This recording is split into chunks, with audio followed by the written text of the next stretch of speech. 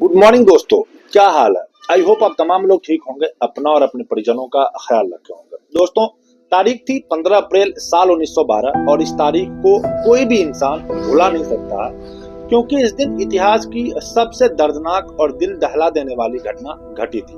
दोस्तों, टाइटैनिक जो कि अपने जमाने की सबसे बड़ी और सबसे मजबूत शिप थी, ऐसा माना जाता था कि यह शिप कभी डूब नहीं सकती है। कई लोगों ने इन्हें अनसिंकेबल का भी नाम दिया था। अनसिंकेबल मतलब जो कभी न डूबने वाली चीज हो। लेकिन दोस्तों, टाइटैनिक के नसीब में तो कुछ और ही था। यह शिप अपनी पहली यात्रा को ही पूरा नहीं कर पाई, एक भीषण दुर्घटना का शिकार बनी। समुद्र में मौजूद एक छोटी सी बर्फ की चट्टान ने टाइटैनिक के सफर पर इस तरह से पूर्ण विराम लगा दिया कि उस काली रात में अटलांटिक ओशियन के बीचों बीच 3 घंटे तक टाइटैनिक पर एक मौत का ऐसा तांडव हुआ था जिसकी चीखें आज भी अटलांटिक महासागर में गूंज रही है। दोस्तों, टाइटैनिक की उस दर्दनाक दिन को, उस दर्दनाक घटना को याद करके आज भी इंसानों की रूह कांप जाती है। टाइटैनिक जहाज समुद्र में डूब रहा था और उस समय टाइटैनिक में पानी इतनी तेज रफ्तार से भरता जा रहा था कि टाइटैनिक अपनी आखिरी पड़ाव में समुद्र में सीधा खड़ा हो गया। लेकिन टाइटैनिक का इतना भारी जहाज होने की वजह से या मजबूत होने के बावजूद भी टूट गया और बीचों बीच से टूटा, जिसकी वजह से टाइटैनिक 2 हिस्सों में समुद्र में टूट करके समुद्र की गोद में समा गया। दोस्तों, जब टाइटैनिक समुद्र में डूब रहा था उस समय टाइटैनिक पर 2200 से ज्यादा लोग सवार थे, 2200, जिसमें बूढ़े, बच्चे, जवान सबके सब लोग थे। 1500 से ज्यादा लोग टाइटैनिक के साथ समुद्र में डूबकर मारे गए। और जिस समय टाइटैनिक डूबा था उस समय समुद्र के पानी का तापमान -2 डिग्री सेल्सियस था। टाइटैनिक के डूबने के करीब 30 मिनट बाद तक समुद्र लोगों की चीख से गूंज उठा था, लेकिन 30 मिनट बाद समुद्र में धीरे धीरे खामोशी छाने लगी और कुछ ही समय में अटलांटिक ओशियन एक कब्रिस्तान में तब्दील हो गया। दोस्तों, टाइटैनिक के साथ हुए इस हादसे को रोका जा सकता था अगर सभी लोगों की जिंदगी उनकी बचाई जा सकती थी, अगर उस समय ये 5 से 6 गलतियां न की जाती। अगर ये 5-6 गलतियां न होती तो आज टाइटैनिक उस हादसे की वजह से नहीं बल्कि अपनी सफलता की वजह से चर्चाओं में होता। नमस्कार दोस्तों, मेरा नाम है वसीम और आप देख रहे हैं वक्त कहानी की क्राइम चैनल पे। चलिए आज की इस वीडियो को शुरू करते हैं। दोस्तों, तारीख थी 10 अप्रैल साल 1912। यह वो दिन था जब दुनिया का सबसे बड़ा और आलीशान जहाज टाइटैनिक अपने सफर पर रवाना होने के लिए बिल्कुल तैयार खड़ा था। और टाइटैनिक के पहले सफर का आगाज देखने के लिए बंदरगाह पर लाखों लोगों की भीड़ उमड़ पड़ी थी। ना तो टाइटैनिक पर बैठे यात्री और ना ही टाइटैनिक को अलविदा कह रहे थे।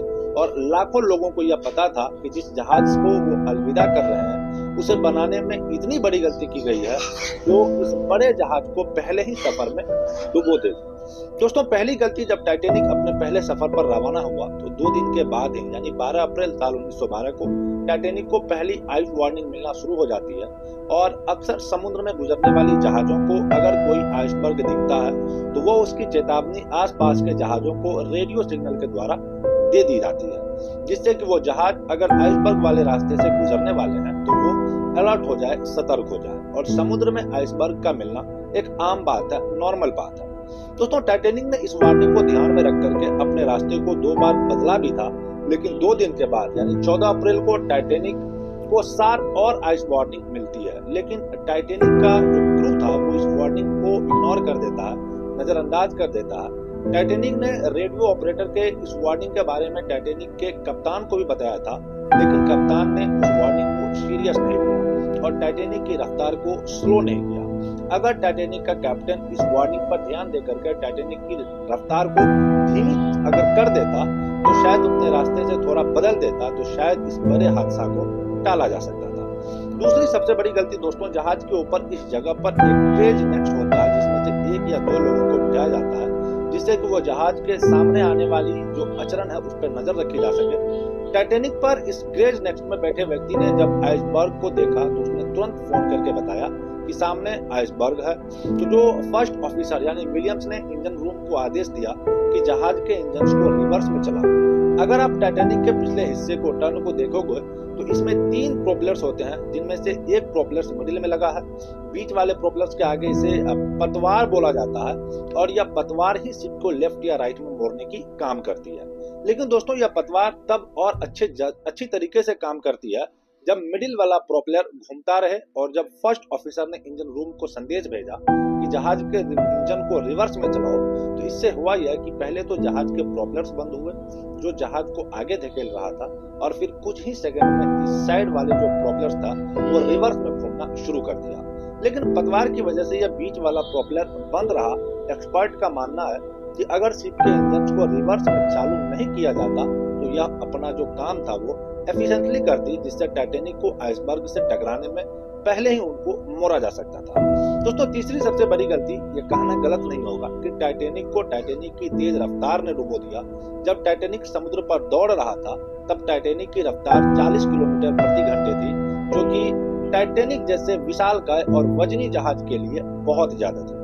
दरअसल टाइटैनिक के मालिक की और जहाज के कप्तान को आदेश मिला था कि टाइटैनिक को फुल स्पीड पर चलाया जाए, जिससे टाइटैनिक अपनी भव्यता के साथ साथ अपनी रफ्तार की वजह से भी जाना जाने लगे। इस वजह से टाइटैनिक का क्रू मेंबर पूरी रफ्तार से शिप को आगे ढकेल रहा था, और इस ज्यादा स्पीड की वजह से टाइटैनिक के इंफ्रास्ट्रक्चर पर बहुत ज्यादा दबाव पड़ रहा था, और शिप को इस तरह से डिजाइन नहीं किया गया था कि वो इस तरह के हाई प्रेशर को सहन कर सके। नतीजा यह निकला कि आइसबर्ग की जानकारी मिलते ही जहाज के रफ्तार को कम नहीं किया जा सका और टाइटैनिक आइसबर्ग से जाकर के टकराया। टकराने के बाद फिर जो कुछ भी हुआ वो आप लोगों से छुपा नहीं। दोस्तों, 1500 लोगों की मौत आज भी उस समुद्र के नीचे 1500 लोगों की लाश है, जिसे आज तक न किसी ने देखा न किसी ने बाहर निकाला। पिछले अभी कुछ दिनों पहले कुछ लोग थे जो बड़े बड़े बिजनेसमैन थे, जो कि इसी टाइटैनिक के मलबे को देखने के लिए समुद्र के नीचे गए थे, वो भी वापस लौट करके नहीं आए, नहीं अपनी कहानी बता पाए।